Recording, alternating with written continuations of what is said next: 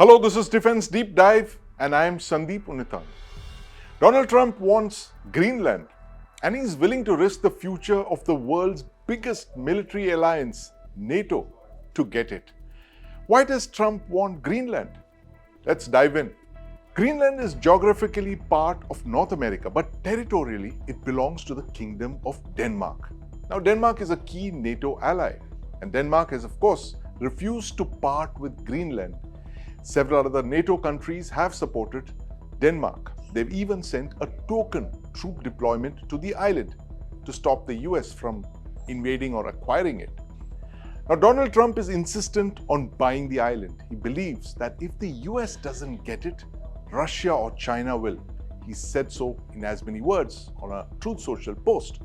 He's levied a 10% tariff on exports from European countries to the US for supporting Denmark. Now, these tariffs will be increased to 25% from the 1st of June. Now, Trump believes Greenland is vital for his Golden Dome missile shield. Now, this part is true. Greenland is located near the Arctic Circle. This is from where Russian missiles will fly over if they are to target the continental United States. That's the reason the US has had missile tracking radars on the island through the Cold War and till present date. Now, there are other reasons why Trump wants the world's largest island. Greenland is nearly 2/3 the size of India. Now, estimates suggest that Greenland holds the world's second largest reserves of rare earth minerals after China. Several minerals like germanium and cobalt are part of a list of 60 minerals identified by the US Geological Survey as critical to the American economy and national security. And finally, Greenland is located on the western edge of the Northwest Passage. Now, the Northwest Passage could dramatically cut ship transit times between East Asia and Europe, completely bypassing traditional routes around the Indian Ocean. Now, this passage could open up for round-the-year navigation with the melting of the polar ice caps, believed to be a few years from now.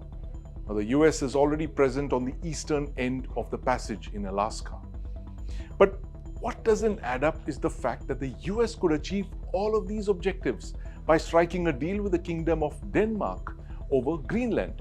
As the Danes have pointed out, the US has actually been doing the opposite by shutting down dozens of Cold War bases on the island, bar one, Pituffik space base, which the US continues to man. Which then leaves just one obvious reason for Trump's insistence on Greenland: manifest destiny. Well, this 19th century belief held that American expansion across the continent of North America was both justified and inevitable.